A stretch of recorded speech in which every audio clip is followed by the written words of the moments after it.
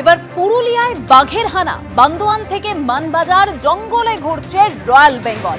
গতকাল বান্দোয়ানে ট্র্যাপ ক্যামেরায় ধরা পড়ে বাঘের ছবি, একদম ট্র্যাপ ক্যামেরায় বাঘের ছবি ধরা পড়েছে, সেই ছবি আপনাদের সামনে রেখেছি। বান্দোয়ানের রাইকা পাহাড় সংলগ্ন একাধিক জায়গায় 30টিরও বেশি ট্র্যাপ ক্যামেরা লাগিয়েছিল বন দপ্তর, আর সেই ক্যামেরাতেই ধরা পড়েছে বাঘের ছবি। বন দপ্তর সূত্রে খবর, ভাড়ারি পাহাড়ের জঙ্গল এলাকায় বাঘের অবস্থান। বন দপ্তরের অনুমান, গতকাল রাতে বাঘটি ভাড়ারি জঙ্গল থেকে বেরিয়ে গেছিল মানবাজার 2 নম্বর এলাকায় নেকড়ে গ্রামের পাশে একটি জঙ্গলে। গভীর রাতে ফিরে আসে ভাড়ারি পাহাড়ের জঙ্গলে, সেই সময় একটি ট্র্যাপ ক্যামেরায় বাঘের ছবি ধরা পড়ে।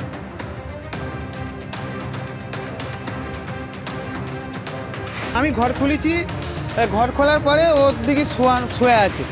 আমার মা এসে ডাকছে, ছাড়া করে না, গলায় ফাঁস ছিল। ওই ভাইয়ের ছেলে অন্যাদ আছে, ওই ভাইয়ের বউ। সোনারপুরে 8 বছরের ছেলেকে খুন, গ্রেপ্তার মা। ছেলে দুষ্টুমি করছিল, বারণ করলেও শোনেনি, রাগের বশে ছেলেকে খুন, অপরাধ কবুল মায়ের। গতকাল মাকে গ্রেপ্তার করে তদন্তের জন্য বাড়িতে আনা হলে মারমুখী হয়ে ওঠেন স্থানীয় বাসিন্দারা।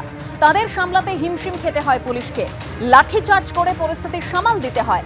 গতকাল সকালে সোনারপুরের খেয়াদহে নিজের বাড়িতেই গলায় ওড়নার ফাঁস লাগানো অবস্থায় 8 বছরের বালকের দেহ উদ্ধার হয়।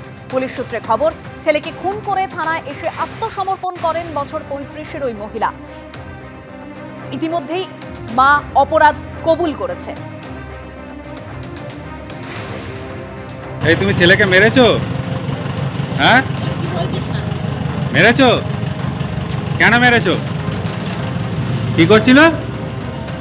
বদমাইশি করছিল? আর ছোট ছেলেটাকে বলো, তোমাকে বিরক্ত করছিল বলে? কিভাবে মেরেছো, কিভাবে? হ্যাঁ, কিভাবে মেরেছো?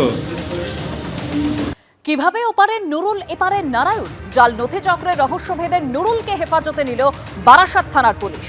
আরেক অনুপ্রবেশকারী শেখ রফিকুল ইসলামেরও 5 দিনের পুলিশ হেফাজত। বাংলাদেশের নাগরিকদের নিয়েই জাল নথি চক্রের কারবার করতেন সমীর দাস। সমীরের সহযোগী ধৃত 7 জনই বাংলাদেশের বাসিন্দা। নুরুলের জাল নথি তৈরি করে দিয়েছিল এই ধৃত সমীর দাসই, পুলিশ সূত্রে এরকমই দাবি করা হচ্ছে।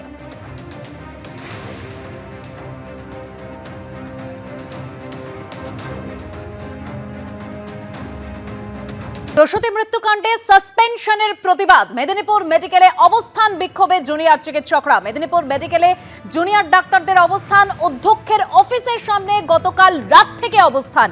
প্রসূতি মৃত্যুকাণ্ডে সাসপেন্ড করা হয়েছে 7 জনকে, জুনিয়র ডাক্তার সহ 13 জন চিকিৎসক ইতিমধ্যেই সাসপেন্ড। আর এই সাসপেনশনের প্রতিবাদে মেদিনীপুর মেডিকেলের অধ্যক্ষকে চিঠি জুনিয়র ডাক্তারদের, আর সেই চিঠি স্বাস্থ্য শিক্ষা অধিকর্তার কাছে পাঠালেন মেদিনীপুর মেডিকেলের অধ্যক্ষ। চিঠিতে কি উল্লেখ রয়েছে, বিস্তারিত তথ্য জানবো। আমাদের প্রতিনিধি সন্দীপ সরকার রয়েছেন আমাদের সঙ্গে টেলিফোন লাইনে। সন্দীপ, মেদিনীপুর মেডিকেল কলেজ হাসপাতালের যে 7 জুনিয়র চিকিৎসককে সাসপেন্ড করা হয়েছে, সেই 7 জুনিয়র চিকিৎসক তারা স্বাস্থ্য শিক্ষা অধিকর্তাকে লিখিতভাবে চিঠি পাঠিয়েছেন এবং স্বাস্থ্য শিক্ষা অধিকর্তাকে